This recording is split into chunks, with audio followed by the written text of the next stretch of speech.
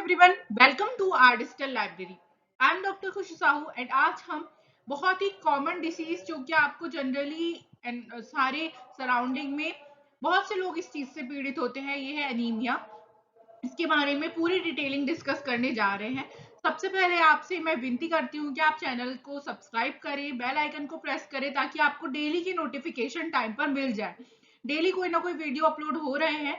Channel में subject wise playlist बनी हुई है जहाँ पे आप आसानी से सारे टॉपिक्स जो है वो ढूंढ सकते हैं।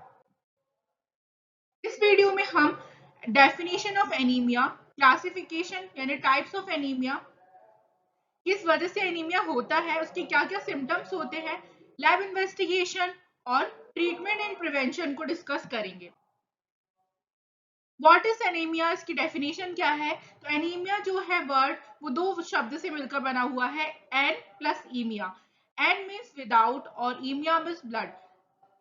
Means anaemia is a decrease in RBC count, यानी एनीमिया में आरबीसी का नंबर, हीमोग्लोबिन का नंबर और हीमोक्राइट वैल्यू जो है वो बहुत ज्यादा कम हो जाती है, जिसकी वजह से ऑक्सीजन की जो ऑक्सीजन कैरी कैपेसिटी होती है टिश्यू की वो बहुत ज्यादा कम हो जाती है। यानी anaemia is a decrease in RBC count, haemoglobin और haematocrit value, resulting in lower ability for the blood to carry oxygen to the body tissue.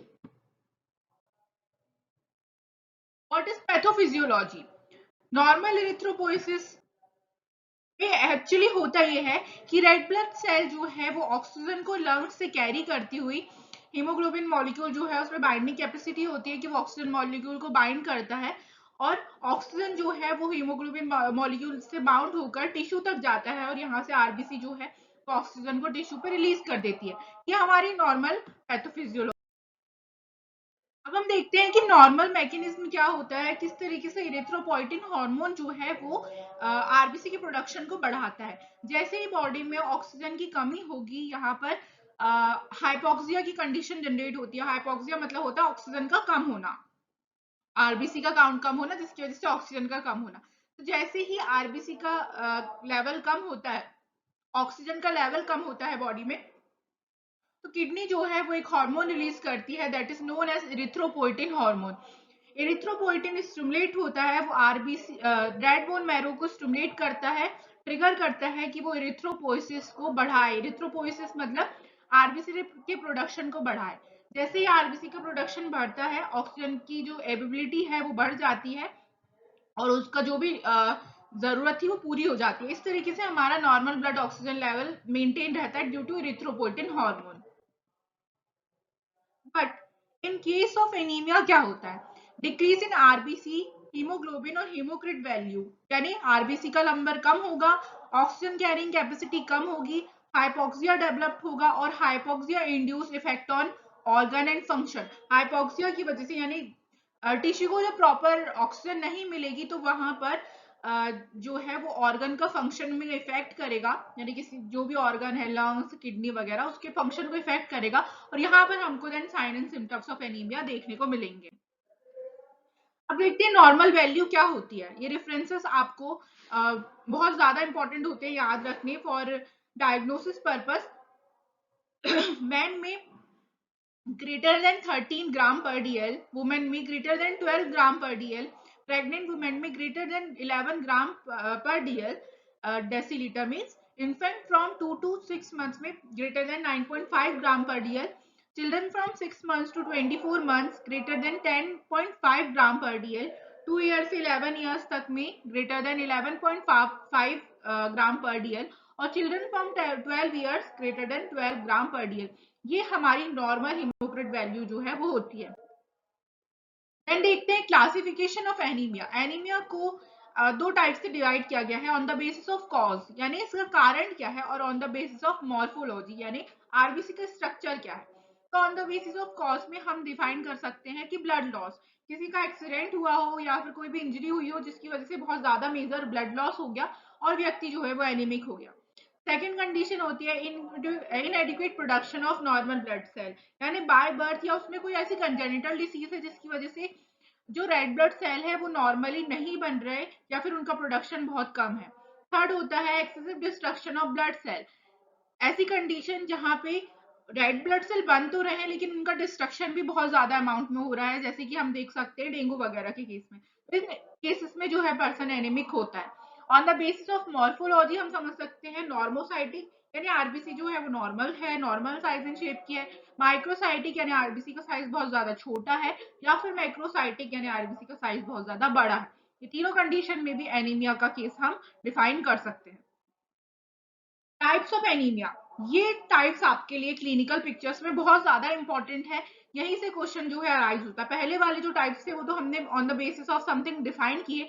ये आपके मेन टाइप्स है iron deficiency anaemia, megaloblastic anaemia, pernicious anaemia, haemorrhagic anaemia, haemolytic anaemia. Haemolytic anaemia के अंदर thalassaemia और sickle cell anaemia include किया गया है, जो कि हम पर्टिकुलर अलग डिसीज के फॉर्म में पढ़ते हैं। और ये प्लास्टिक एनीमिया यानी मेजर, यदि आपको भी टाइप्स पूछे जाए तो आपको स्पेशली 5 टाइप्स जो है एनीमिया के याद रखने हैं। That is iron deficiency anaemia, megaloblastic anaemia, pernicious anaemia, haemorrhagic anaemia and A plastic anaemia. जो हेमोलाइटिक एनीमिया है उनको हम अलग से डिफाइन करते हैं। देन टाइप्स ऑफ एनीमिया में पहला जो टाइप आता है मेजर टाइप यानी मेजर कॉज ऑफ एनीमिया है ये, that is iron deficiency anaemia. यानी किसी भी तरीके से यदि एक्सेसिव लॉस ऑफ आयरन हो रहा है बॉडी से, तो यहाँ पर ये कंडीशन बनती है। या फिर फूड जो इनटेक कर रहे हैं उसमें ही आयरन की क्वांटिटी कम है, तो यहाँ पर हमें आयरन डिफिशियंसी एनीमिया होने के चांसेस होते हैं। इसमें women are at high risk for menstrual blood and growing foetus, यानी वुमेन ज्यादा रिस्क में होती है बिकॉज ऑफ मेंस्ट्रुएशन, और यदि वो प्रेग्नेंट है तो आयरन डिफिशियंसी एनीमिया हो सकता है। इसलिए प्रेग्नेंट वुमेन को फॉलिक एसिड और आयरन की टेबलेट्स गवर्नमेंट द्वारा सप्लाई की जाती है। देन सेकंड आता है मेगलोब्लास्टिक एनीमिया। मेगलोब्लास्टिक एनीमिया कब होता है? जब व्यक्ति विटामिन बी 12 का और फॉलिक एसिड का इंटेक बहुत कम अमाउंट में कर रहा है, या फिर रेड बोन मैरो जो है जो आरबीसी का प्रोडक्शन करती है वो वहां से एबनॉर्मल आरबीसी को प्रोड्यूस कर रही है। जैसे कि एग्जांपल हम कैंसर या ड्रग्स, कोई भी ड्रग है उसके केस में हम मेगलोब्लास्टिक एनीमिया देखते हैं। थर्ड आता है पर्नीशियस एनीमिया। पर्नीशियस एनीमिया मतलब स्टमक की एबिलिटी ही नहीं है कि वो विटामिन बी 12 को मतलब एब्जॉर्ब कर सके due to in small intestine. तो यहाँ पर जो है इंट्रिंसिक फैक्टर उसकी कमी होने की वजह से यहाँ पर पर्नीशियस एनीमिया देखने को मिलता है। फोर्थ टाइप आता है हेमरेजिक एनीमिया। हेमरेज मतलब हेमरेज वर्ड ही डिफाइन कर रहा है कि किसी भी प्रकार से यहाँ पर आरबीसी का डिस्ट्रक्शन हो रहा है और वहां से बहुत ज्यादा अमाउंट में ब्लीडिंग हो रही है। तो ये हम किसी भी इंजरी या फिर अल्सर या फिर मेंस्ट्रुएशन के केस में देख सकते हैं, वहां पर हेमरेजिक एनीमिया का केस हमें मिलता है। फिफ्थ आता है हिमोलिटिक एनीमिया। हिमोलिटिक में आरबीसी प्लाज्मा मेम्ब्रेन रप्चर, यानी आरबीसी की प्लाज्मा मेम्ब्रेन रप्चर हो जाती है ड्यू टू पैरासाइट, टॉक्सिन और एंटीबॉडीज। इसमें हमें दो चीज देखने को मिलती है जिसको मैं आगे पर्टिकुलरली डिस्कस करूंगी अलग अलग वीडियोस में। That is thalassaemia and sickle cell anaemia. दोनों बहुत अपने आप में एक बहुत इंपॉर्टेंट टॉपिक्स है। थैलेसीमिया मतलब होता है कि लेस सिंथेसिस ऑफ हीमोग्लोबिन, या फिर हीमोग्लोबिन की जो चेन है उसमें डिफेक्ट हो जाना है, थैलेसीमिया।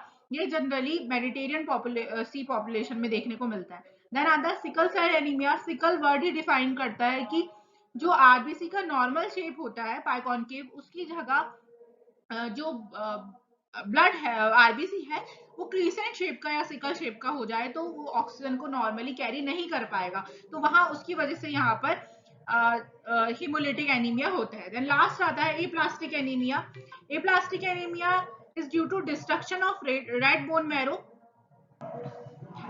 तो यदि आरबीसी का किसी भी तरीके से डिस्ट्रक्शन हो रहा है, या फिर रेड बोन मैरो जो है जो बोन्स में प्रेजेंट होती है वो यदि आरबीसी बनाने में एबल नहीं है, तो ये प्लास्टिक एनीमिया होता है, जिसको हम बोन मैरो को कैंसर भी बोल सकते हैं। यानी रेड बोन मैरो में किसी प्रकार का डिफेक्ट होना कॉज करता है प्लास्टिक एनीमिया। क्यों हो सकता है? तो किसी भी प्रकार के टॉक्सिन या गामा रेडिएशन की वजह से यहाँ पर रेड बोन मैरो का डिस्ट्रक्शन होता है, जिसकी वजह से प्लास्टिक एनीमिया होता है। तो ये हमारे एनीमिया के टाइप्स से इतना जानना और इतना कंटेंट लिखना भी आपके लिए यदि आप लिखते हैं एग्जाम में तो वो सफिशिएंट होता है। नेक्स्ट देखते हैं टाइप्स ऑफ एनीमिया में नॉर्मोक्रोमिक और नॉर्मोसाइटिक एनीमिया। इसमें नॉर्मल एमसीएचसी यानी मीन कॉर्पस्कुलर हीमोक्रिट कंसंट्रेशन और नॉर्मल एमसीवी यानी मीन कॉर्पस्कुलर वॉल्यूम, ये इंक्लूड करता है। इसका मतलब पहले समझते हैं कि मीन कॉर्पस्कुलर हीमोक्रिट कंसंट्रेशन क्या है, एक और मीन कॉर्पस्कुलर वॉल्यूम क्या है। मीन कॉर्पस्कुलर वॉल्यूम के अंतर्गत हम लोग एक मीन वैल्यू जो है वो एवरेज निकालते हैं कि आरबीसी का साइज कितना बड़ा है, उसका वॉल्यूम कितना है, और एमसीएचसी में हम हीमोक्रिट कंसंट्रेशन के अंदर हीमोग्लोबिन कंसंट्रेशन कितनी है उसको मेजर करते हैं। तो नॉर्मोक्रोमिक नॉर्मोसाइटिक एनीमिया के अंदर anaemias of chronic disease, haemolytic anaemia like accelerated destruction of RBC, anaemia of acute haemorrhage, aplastic anaemia, इन सबको इंक्लूड करते हैं। देन आता है हाइपोक्रोमिक माइक्रोसाइटिक एनीमिया। हाइपोक्रोमिक मतलब जहां पर जो हीमोक्रिट कंसंट्रेशन है वो भी कम हो और एमसीवी वॉल्यूम यानी आरबीसी का जो वॉल्यूम है साइज है वो भी छोटा हो। तो यहाँ पर हम इसके अंतर्गत आयरन डिफिशियंसी एनीमिया, थैलेसीमिया और anaemia of chronic disease include किए जाते हैं। देन आता है नॉर्मोक्रोमिक मैक्रोसाइटिक एनीमिया, यानी आरबीसी का वॉल्यूम तो ज्यादा है लेकिन उसके अंदर जो कंसंट्रेशन है वो नॉर्मल है, यानी साइज बड़ा है, कंसंट्रेशन नॉर्मल है, तो ऑब्वियसली ये भी एनीमिक का ही टाइप हुआ। विटामिन बी 12 डिफिशियंसी और फोलेट डिफिशियंसी के केस में ये देखा जाता है। ये देख सकते हैं आप हाइपरक्रोमिक में मैक्रोसाइट में क्या होगा, हाइपरक्रोमिक नॉर्मोसाइट क्या होगा और हाइपोक्रोमिक माइक्रोसाइट क्या होगा। इस तरीके से normochromic macrocyte, normochromic normocyte, normochromic microcyte, hypochromic macrocyte, hypochromic normocyte and hypochromic microcyte, ये सब यहाँ पर एक्सप्लेन किया गया है आपको। रिस्क फैक्टर यानी किन लोगों को ज्यादा चांसेस है कि एनीमिया हो सकता है, तो पुअर सोशियो इकोनॉमिक क्लास, यानी जो गरीब है या फिर जिनके पास इतना न्यूट्रिशन के लिए सोर्सेस नहीं है कि वो आयरन या फिर जो भी फॉलिक एसिड डिफिशियंसी है उसको कवर कर सके। मल्टीपैरिटी यानी ऐसी वुमेन जिसने बहुत ज्यादा बच्चों को जन्म दिया हो। टीनेज प्रेगनेंसी यानी ऐसी लड़की जो छोटी कम उम्र में माँ बनी हो, या फिर मेंस्ट्रुअल प्रॉब्लम की वजह से यहाँ पर हमें एनीमिया जो है वो ज्यादा ये लोग जो है वो ज्यादा इसके रिस्क फैक्टर में होते हैं। देन हम देखते हैं what are the sign and symptoms of anaemia. Common symptoms होंगे easy fatigue and loss of energy, क्योंकि ऑक्सीजन की डिमांड ज्यादा है बॉडी के लिए लेकिन वहां पर ऑक्सीजन जो है पूरी तरीके से सप्लाई नहीं हो पा रहा, तो व्यक्ति जो है बहुत जल्दी थक जाएगा और उसमें एनर्जी जो है वो बहुत कम होगी। अनयूजुअली रैपिड हार्ट बीट यानी बहुत ज्यादा अमाउंट में हार्ट बीट जो है वो होती है, पर्टिकुलरली विद एक्सरसाइज, यानी थोड़ी सी भी एक्सरसाइज के बाद हार्ट रेट बहुत ज्यादा बढ़ जाता है।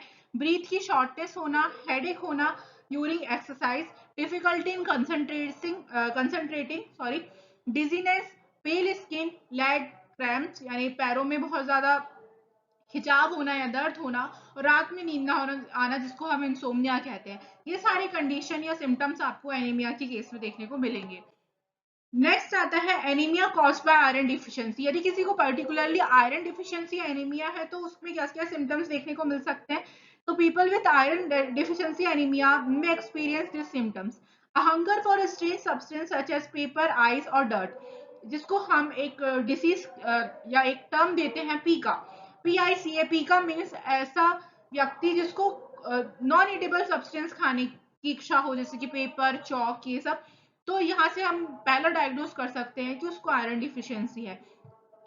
अपवर्ड कर्वेचर ऑफ नेल्स यानी उसका नेल्स का कर्वेचर जो है वो ऊपर की तरफ मुड़ा हुआ होगा, उसको हम कोइलोनाइकिस इस वर्ड से डिफाइन करते हैं। Soreness of mouth with cracks at the corner यानी उसकी जो लिप्स है वो साइड वाइज क्रैक होंगे, यहाँ से हम डायग्नोस कर सकते हैं कि उस पर्सन को आयरन डिफिशियंसी एनीमिया हो सकता है। Anaemia caused by vitamin B12 deficiency, यहाँ पर जो है पर्सन को टिंगलिंग सेंसेशन दिखेगा हैंड और फीट में, यानी ऐसा लगेगा कि उसके जो फिंगर्स है हाथों की पैरों की उस पर कोई निडल जो है वो चुभा रहा है, जिसको हम जनरल लैंग्वेज में झुंझुनी बोलते हैं। लॉस सेंस ऑफ टच, वहां पे यदि कोई व्यक्ति टच करेगा तो उसको वहां पर सेंसेशन भी नहीं आएगा। Wobbly gait and difficulty in walking यानी उसकी चाल जो है वो गड़बड़ा जाएगी। Clumsiness, stiffness of the arm and legs यानी हाथ पैर सुस्त होंगे। डिमेंशिया यानी थोड़ा भूलने लगेगा। हेलोजिनेशन, पेरूनिया और साइजोफ्रेनिया जो है कंडीशन उसको विटामिन B12 की डिफिशियंसी वाले एनीमिया में देखने को मिलेगी। अब देखते हैं साइंस ऑफ एनीमिया, यानी हम उस पेशेंट को देखकर ही पता लगा सकते हैं कि ये पर्सन एनीमिक है। उसके नेल्स जो होंगे ब्रिटल होंगे, यानी बहुत रूखे हुए टूटे हुए नेल्स होंगे। काइलोनेकिया यानी स्पून शेप नेल, जैसे कि स्पून का शेप होता है अंदर से घुसा हुआ देन ऊपर उठा हुआ, इस तरीके के नेल्स होते हैं। एट्रोपी ऑफ पेपली ऑफ टंग, यानी जो हमारी टंग में टेस्ट बर्ड्स होती है वो डिमिनिश्ड रहती है। एंगुलर स्टोमेटाइटिस, यानी जो लिप्स का साइड कॉर्नर वाला पार्ट है वो क्रैक मिलेगा। ब्रिटल हेयर यानी टूटे बाल बहुत ज्यादा झड़ेंगे, टूटे हुए ड्राई दिखेंगे। डिस्फेजिया यानी खाना निकलने में उसको डिफिकल्टी होगी, या फिर ग्लॉटिस वाले पार्ट में इंफ्लेमेशन भी हो सकता है।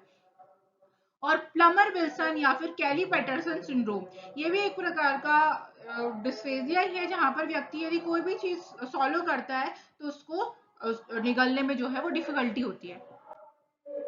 यहाँ पर आप साइन एंड सिम्टम्स देख सकते हैं। आंखों में एकदम येलोइशनेस, पेल कलर हो जाएगा। टंग टेस्ट बड्स जो है वो एब्सेंट होंगी। ये नॉर्मल पर्सन के हैंड, और यदि हम एक एनीमिक पर्सन का हैंड देखेंगे तो हमें थोड़ा पेल कलर दिखता है वहां पर। और फोर्थ इमेज में आपको ब्रिटल नेल्स यानी स्पून शेप नेल जो है वो दिखाए गए हैं। These are the symptoms according to various organs, like eyes जो है वो येलो दिखेंगी सेंट्रल नर्वस सिस्टम की वजह से, वहां पर fatigue, dizziness, fainting, low blood pressure, heart में palpitation, rapid heart rate, chest pain, angina, heart attack, spleen enlargement होगा। इंटेस्टाइनल में स्टूल का कलर चेंज हो जाता है। मस्कुलर वीकनेस होती है। रेस्पिरेटरी सिस्टम में शॉर्टनेस ऑफ ब्रीथ, और स्किन जो है वो पेल कलर की, ठंडी, उसका जो टेम्परेचर होता है वो थोड़ा लो होता है और येलो स्किन हो जाती है। इन्वेस्टिगेशन हम क्या करेंगे एनीमिया के केस में, तो यहाँ पर the red cell population is defined by quantitative and qualitative parameter, यानी आप जो रेड ब्लड सेल है उसको क्वालिटी और क्वांटिटी के बेसिस में मेजर करते हैं। Volume of packed cell, the haemoglobin concentration और red cell concentration per unit volume, ये तो क्वांटिटी की बात हो गई। और क्वालिटी में mean corpuscular volume, mean corpuscular haemoglobin और मीन कॉर्पस्कुलर हीमोग्लोबिन कंसंट्रेशन, ये सब हम मेजर करते हैं। हीमोक्रिट यानी packed cell volume, it is the proportion of the volume of blood sample that is occupied by RBC, यानी हीमोक्रिट क्या है कि एक ब्लड सैंपल से आरबीसी का वॉल्यूम या प्रोपोर्शन निकालना। तो मैन में अबाउट 42 टू 52% होता है और वुमेन में 36 से लेके 48%। देन आता है सेल वॉल्यूम हीमोग्लोबिन कंसंट्रेशन, ये होता है अमाउंट ऑफ हीमोग्लोबिन पर unit volume of blood.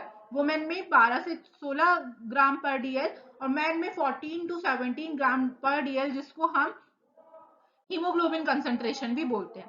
Then आता है रेड ब्लड सेल या red cell count, total number of RBC cells per unit volume of blood sample. ये मैन में 4.2 से लेके 5.4 into 10 cubic per metre cube होती है, और वुमेन में 3.6 से लेके 5। तो ये वैल्यूज आपको थोड़ी ध्यान रखनी है। देन आता है mean corpuscular volume, average volume of RBC देखा जाता है इसमें, जो कि नॉर्मल होती है 82 से 98 मीटर क्यूब और 82 से 98 fL. FL means फेमटोलीटर।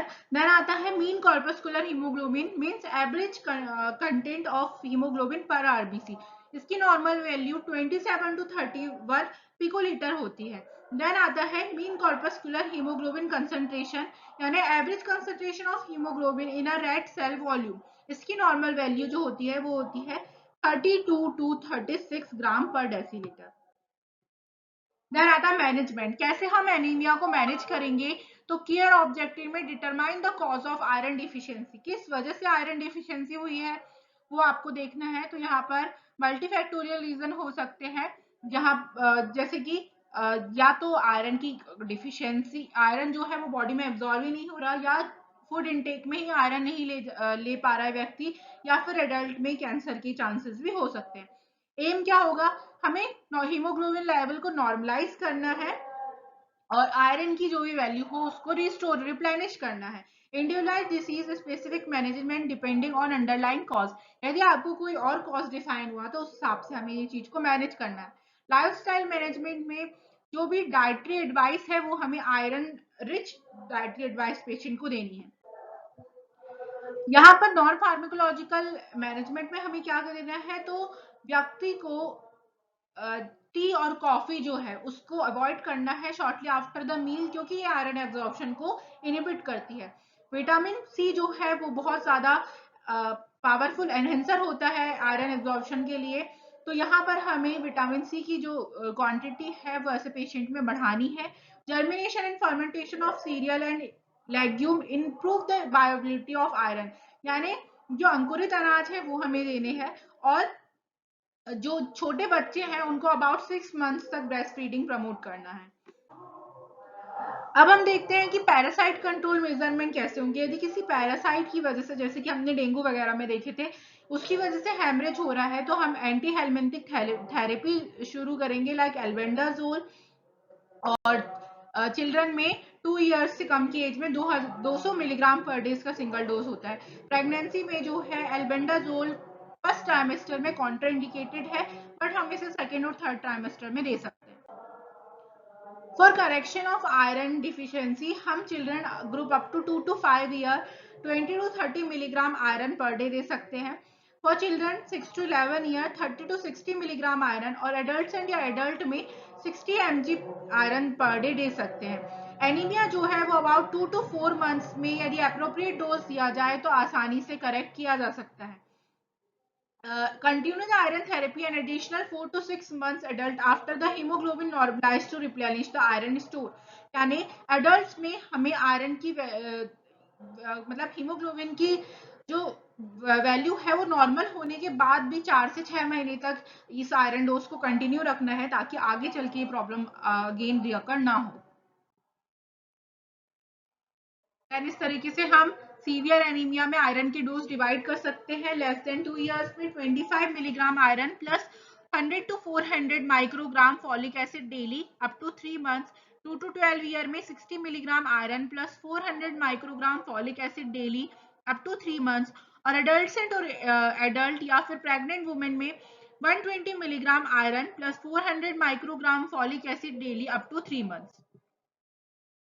Treatment of pregnant women up to greater than 40% in population, 60 milligram iron plus 400 microgram folic acid daily, 6 months in pregnancy and continuing to 3 months postpartum। Thank you so much, hope कि आपको ये topic समझ में आया होगा। आगे हम दूसरे टॉपिक्स को भी डिस्कस करेंगे। Thanks for watching, please subscribe the channel, stay connected with our digital library for more videos.